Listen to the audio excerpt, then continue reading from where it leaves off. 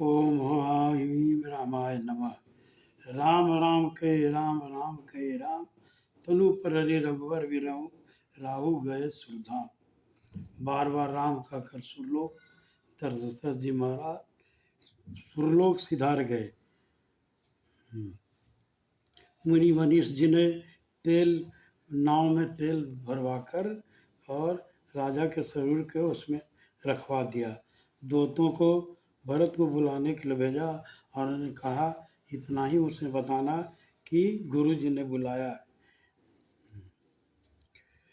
तो भरत जी को कुछ समय पहले से ही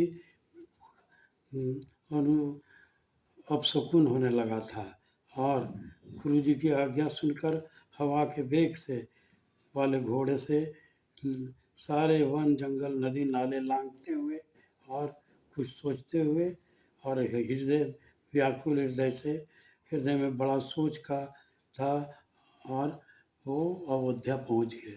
अयोध्या नगर पहुंचे तो वहाँ के लोगों के सबके चेहरे पर उदासी का भाव छाया हुआ, शोक के भाव छाए हुए थे। किसी ने कुछ भी नहीं कहा।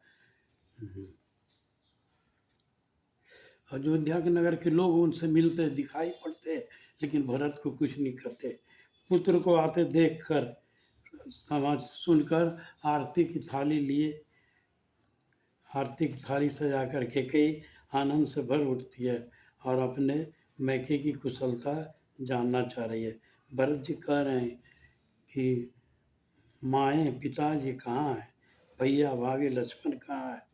पुत्र के स्नेह में वचन सुनकर कपट का जल भरकर कौकेया कहती है, हे तात मैंने सारी योजनाएं बना ली थी। मंथरा बड़ी सहायक रही पर विधाता ने विघ्न डाल दिया और राजा देवलोक को सिधार गए। यह सुनते ही भरत जी बेवल होकर जमीन पर गिर पड़े।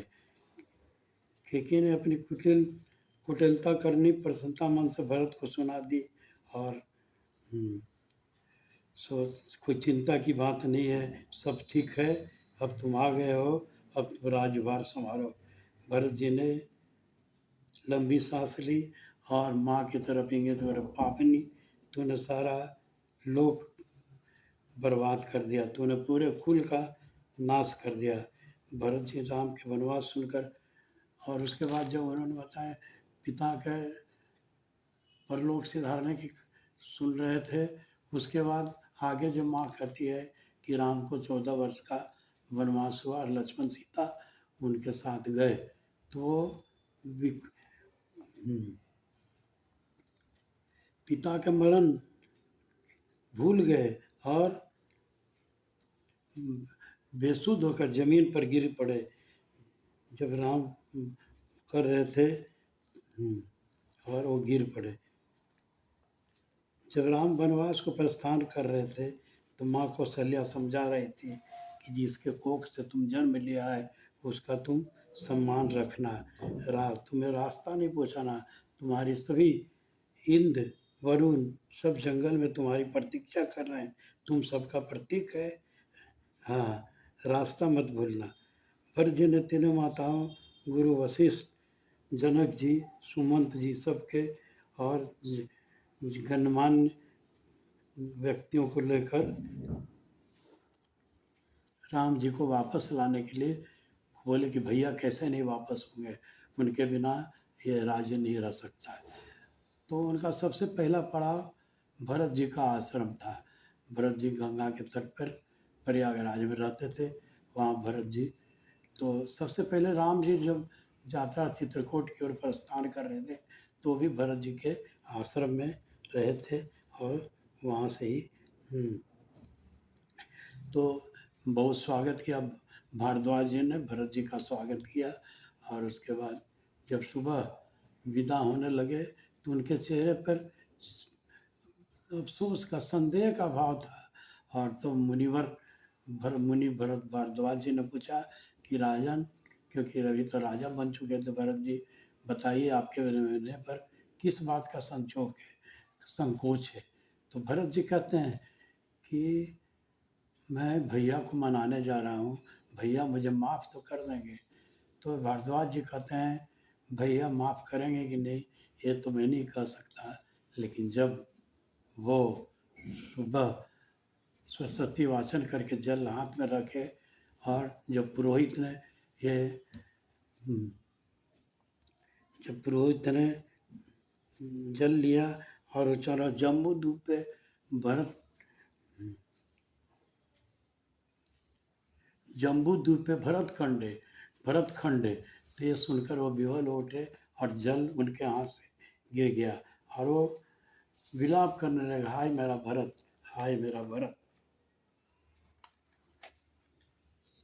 मेरा भरत कहाँ है, कहकर रो पड़े और जल उनके हाथ से गिर पड़ा।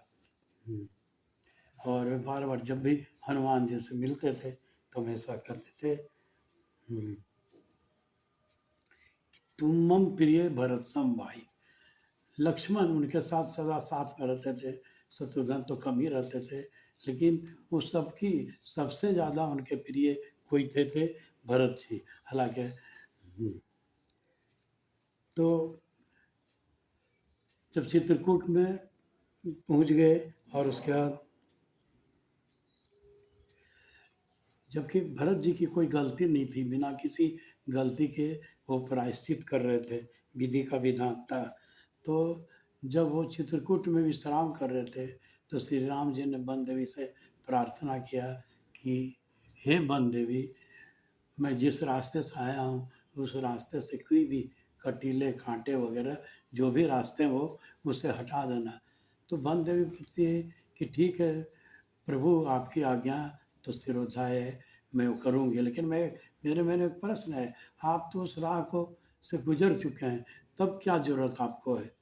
तो बोलते हैं वैसा नहीं, उसी रास्ते से मेरा भाई भरत आएगा। तो वन देवी प्रश्न करते हैं, क्या भरत, राजा भरत इतने सुकोमल हैं कि उनके पाँव में कांटा गुजरेगा? नहीं नहीं, भरत तो वज्र के समान कठोर है, इंद्र का वज्र भी छाती से वो तोड़ सकता है, लेकिन अगर रास्ते में अगर कोई कांटा उसको चुभ गया तो कहेगा, अरे उसे एहसास होगा कि मेरे भैया को ये कांटा चुभा होगा और वो बर्दाश्त नहीं कर पाया। भगवान तो भक्त वत्सल हैं, इस तरह से इस तरह तो चित्रकूट में चांदनी रात निकली हुई थी और लेकिन भगवान श्री राम के चेहरे पे मूर्छा छाई हुई थी। तो ये रात सब रातों से बड़ी भारी थी राम के लिए, क्योंकि लक्ष्मण मूर्छित हो गए, सीता का अपहरण हो गया, लेकिन वो जानते थे वो तो सर्वव्यापी हैं, सर्वज्ञानी हैं, त्रिलोक के स्वामी हैं, भगवान हैं, तो उन्हें तो सब ज्ञात ही था, लेकिन लेकिन उन्हें वो जानते थे कि ये सब, ये तो मूर्छा भी छूट जाएगी, सीता का हरण भी वापस हो जाएगा,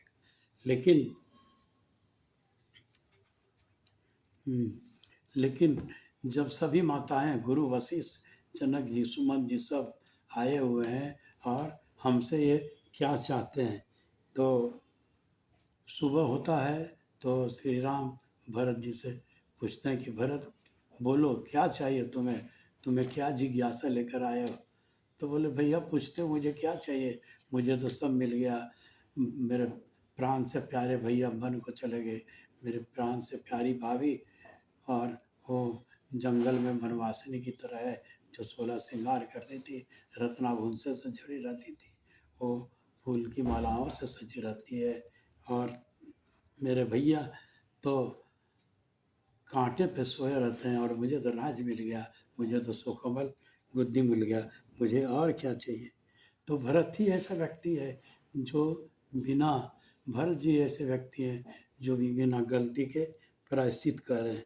तो उसके बाद राम जी ने सबसे पहले कैकेयी का पैर छुआ और कैकेयी को उन्होंने क्षमा मंत्र दिया, और उसके बाद भरत को प्रजातंत्र का और नीति संगत बात बताई कि जनमानस के बातों का सम्मान नहीं करते हुए नीतिगत को सर्वसम्मत बनाए रखो।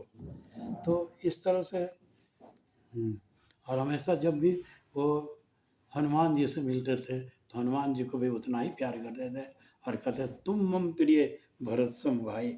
कभी वो लक्ष्मण या शत्रुघ्न की बात नहीं करते। और इसमें रामचरित्र में, राम के चरित्र में जो राम की कथा आती है, उसमें भरत की पत्नी मांडवी और उर्मिला लक्ष्मण की पत्नी का बहुत ही कम उल्लेख आता है। लेकिन इनका जो त्याग था वो किसी रूप से सीता से कम नहीं था। एक रात की बात है कि अचानक कौशल्या माँ की नींद खुल गई और वो देख रही है कि अरे छत पर कोई छाया जैसा घूम रहा है।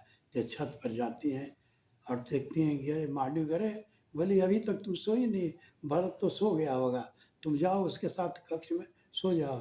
तो कहती है नहीं माता, वो सामने नंदीग्राम दिखाती है, क्योंकि नंदीग्राम में ही जब राम वनवास चले गए तो नंदीग्राम से ही राजपाट संभालते थे, क्योंकि वो रा, राजगृह में और विश्राम नहीं करते थे। तो बोले नहीं माता जी, देखिए देखिए भरत जी अभी तक जगे हुए हैं, वहाँ पर दीपक जल रहा है और वो राजकाज में व्यस्त हैं।